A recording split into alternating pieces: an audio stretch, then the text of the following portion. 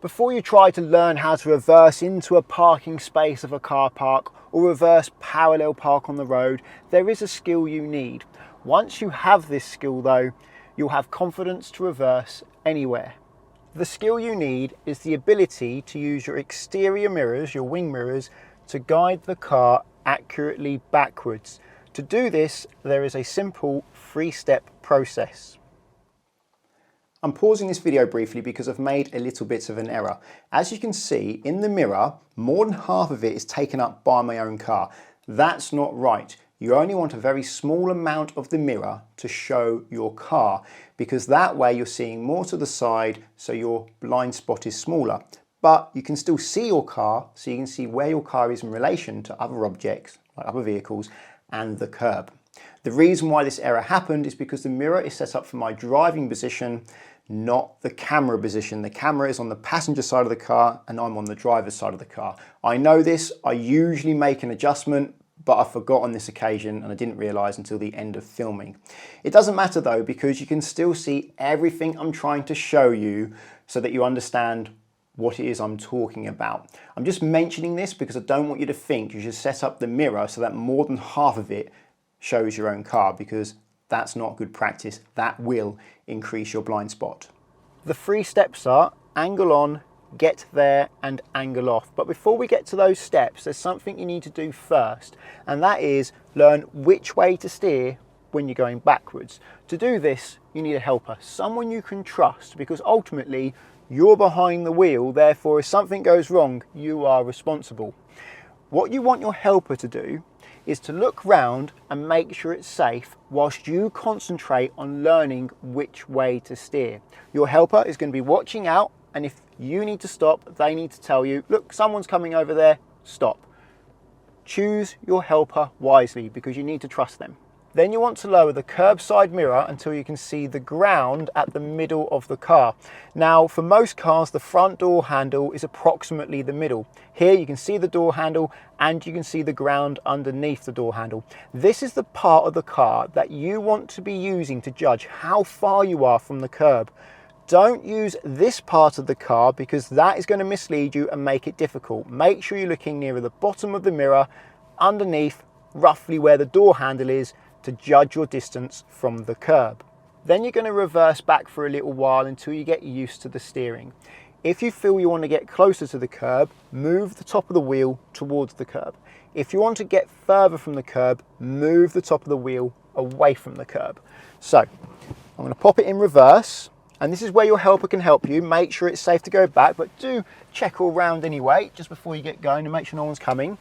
Now reverse back slowly and try and maintain around about a drain's width from the curb. That way you've got room to get closer and to get further. Start off by going a bit further so you don't risk hitting the curb. So steer away from the curb a little bit and then see how you get further from the curb in the mirror. You can see that now. Then steer towards the curb a little bit. And this is where your helper can be looking out to help you make sure it's safe whilst you concentrate on the mirror, and you can see you're getting closer to the curb. Then get a little bit further again. And practice this until you feel comfortable, and then start trying to maintain the same distance from the curb. So I'm going to try and get about a drain's width, about where these sort of grey coloured bricks are, maybe plus a bit more than that. And then try and use the steering to maintain that gap. When I'm teaching this, I'm the helper. I'm the one on the lookout, making sure it's safe to continue reversing. If it becomes unsafe, I will tell my pupil to stop. I want them focusing on the mirror so they can get used to which way they need to steer to get the car to get closer to the curb or further from the curb, and also how the steering makes the car react, how much they need to move the steering wheel without being distracted by looking around all the time. Once they get better though, I'll encourage them to take responsibility for looking around to make sure they can see anything coming from anywhere before it has a chance to reach them. That is what they're trying to achieve with their observations. They must see something before it has a chance to get to them. Once my pupil is able to reverse back in a straight line, keeping a consistent distance from the curb and knowing how to get closer and further from it, whilst looking around regularly to make sure it's safe, then I teach them the 3-step process. Angle on, get there, angle off. which will allow them to reverse confidently anywhere, as long as they remember to use it. To learn the 3 steps, angle on, get there, angle off, you want to be on a nice, quiet, wide road like I am here, and you want to start quite far from the curb so that you have some distance to go to get near the curb, so you can practice. So angle on, get reverse, handbrake off, make sure it's safe, and then steer towards the curb and add some angle. You want something like this. Use this part of the car to judge your angle. The amount of angle you want is enough angle that you feel like if you were to straighten the wheel, you'd get to the curb fairly quickly, but you don't want too much angle. This is too much angle. You see? Now, if I try to straighten the car, I'm going to hit the curb before I have a chance to straighten the car. Don't get this close, don't get this much angle. Also, you do want enough angle. I'll show you what's not enough angle. So this isn't enough angle. I'm angled towards the curb, but it's very small and it's going to take me a long time to get there. So there's no perfect angle. You're just aiming for enough angle that you feel you'll get near the curb in a reasonable amount of time whilst having time to straighten before you hit the curb. So I'd say that's somewhere like this, or maybe a bit more, maybe even here should do. Now, the next step, get there. Straighten the wheel and leave the car at this angle. So we've got our angle, we've straightened the wheel now so that we're not going to change our angle. We're going to get there. And to judge how close you are to the curb, you use this part of the car. So have a look round, come back until you feel this part of the car is close enough to the curb. And you want to leave a slightly bigger gap now than you want to finish. So say you want to finish that far, leave a bit more, because as you take your angle off, you will still be getting closer to the curb. So always leave a bit of room there because you will get closer. So I've put angle on, I've got there, I am very close now. Next step, final step, take angle off. So look around to make sure it's safe, steer away, and now the angle is coming off. And when the car has no angle compared to the curb, so they're pointing in the same direction, you see, both straight now, the car and the curb are straight with each other, they're not angled at each other. That is when you're finished and you can straighten the wheel. Now at this stage, you might think, maybe you want to get closer than that. Well, you can have a second try. And it's always easier to get super close on that second try than the first try, because on the first try, you've got quite a bit of angle to get near the curb in a reasonable time. But the problem with having more angle is it's harder to judge when you're closer to the curb. Now I'm really quite close to the curb. I just want to get a bit closer. What I'll do is I'll have a look around, make sure it's safe, and just add a little bit of angle. Just like that. That'll do, just a small amount. Now it's really easy for me to judge how close I am to the curb. And when I take my angle off, I'm not going to get much closer. So now I can go pretty much all the way. Look round.